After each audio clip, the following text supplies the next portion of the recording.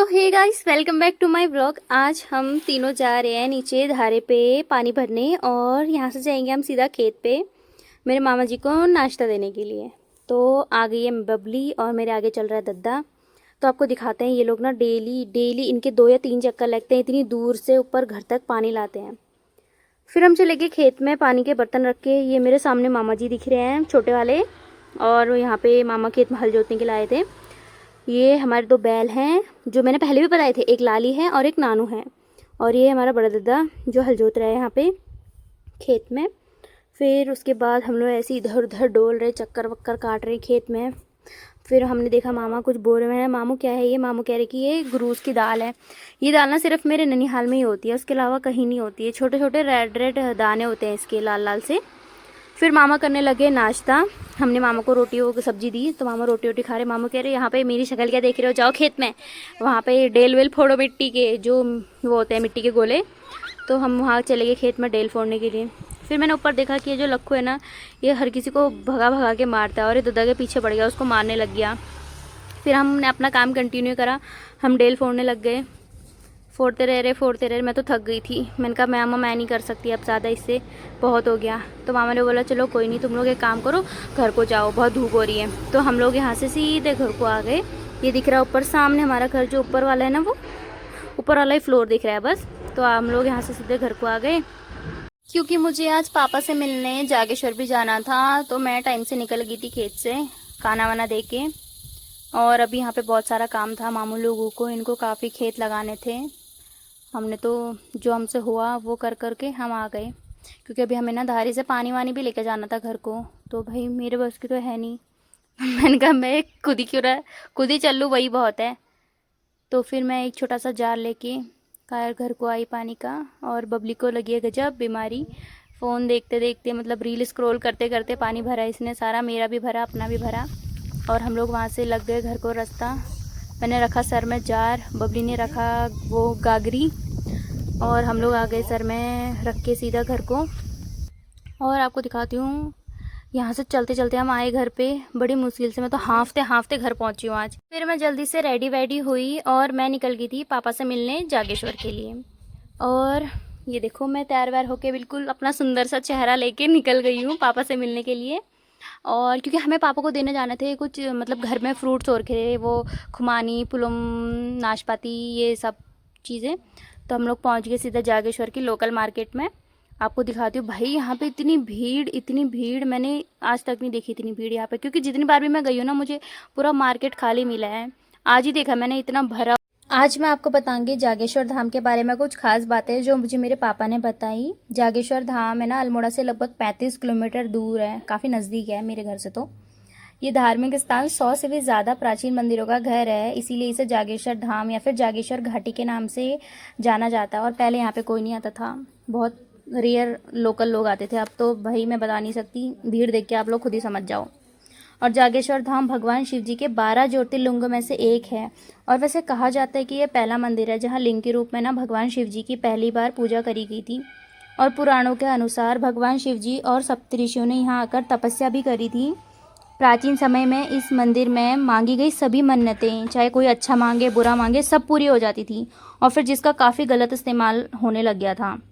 फिर 8वीं सदी में आदि शंकराचार्य आए और उन्होंने इसे रोकने की व्यवस्था बनाई। अब यहाँ पर सिर्फ यज्ञ और मंगल कार्य की मनोकामना ही पूरी हो सकती है। इस स्थान पर 7वीं से लेकर 12वीं शताब्दी के मंदिर मौजूद हैं अभी तक। मंदिर के बारे में कुछ ज़्यादा डिटेल में तो मैं बता नहीं पाई, वरना पापा मुझे और भी बातें बताते। और ज़्यादा टाइम हमारे पास था नहीं, क्योंकि हमें घर भी वापस जाना था। और यहाँ पे मौसम आजकल बहुत जल्दी ख़राब हो जा रहा है, थोड़ी देर में धूप आती है तो थोड़ी देर में बारिश कब आ जाए कुछ पता नहीं। और यहाँ पर फिर हम मंदिर के अंदर गए तो यहाँ पे काफ़ी ज़्यादा लाइन लगी हुई थी, जिसे देख के मैं वैसे ही चकरा के वापस आ गई वहाँ से। इनका इतनी लंबी लाइन में कौन लगेगा। अभी यहाँ पे बाहर के इतने सारे लोग आए हैं, दिल्ली, यूपी, हरियाणा, महाराष्ट्र, मतलब जितने भी है ना सारे बाहर के लोग आए हैं। अपने लोकल तो बहुत कम है, गिने चुने नए नए शादीशुदा, जिनकी नई नई शादी हुई है, वो सारे लोग हैं बस। बहुत ज़्यादा भीड़ है यहाँ पे, बहुत ही ज़्यादा, बिल्कुल पैर रखने की जगह नहीं है। हम तो मंदिर के अंदर नहीं गए, हम बाहर ही हैं, बाहर ही घूम रहे हैं बस ऐसे ही। अभी जाएंगे पापा की दुकान पे वापस।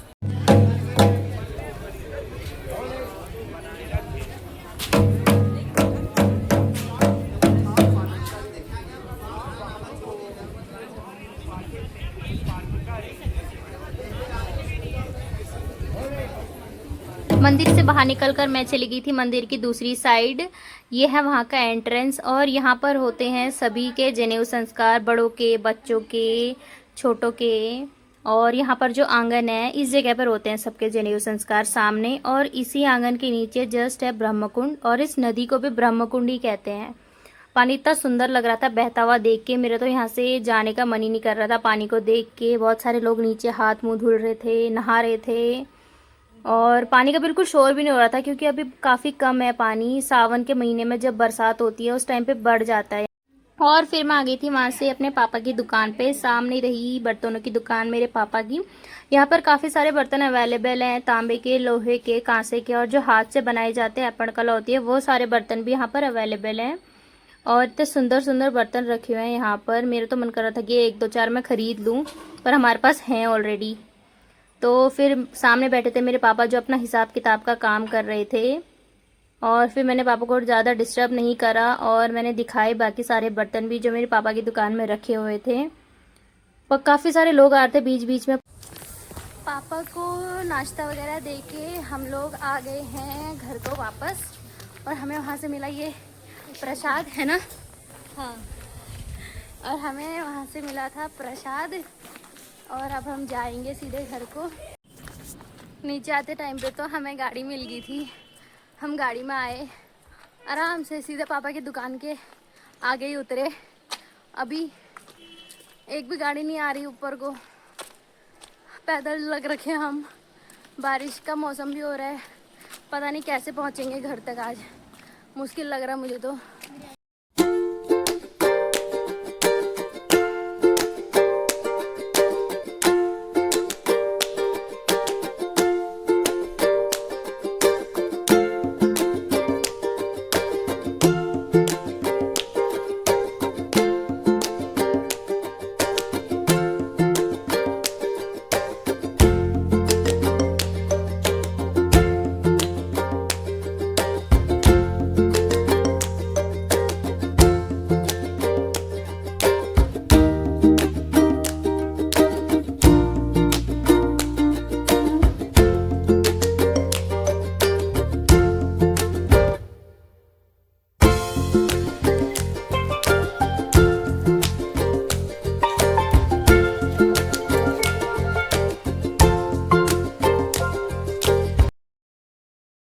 आज सुबह उठ के मैंने किसका मुंह देखा सच में, हमें एक भी गाड़ी नहीं मिल रही है।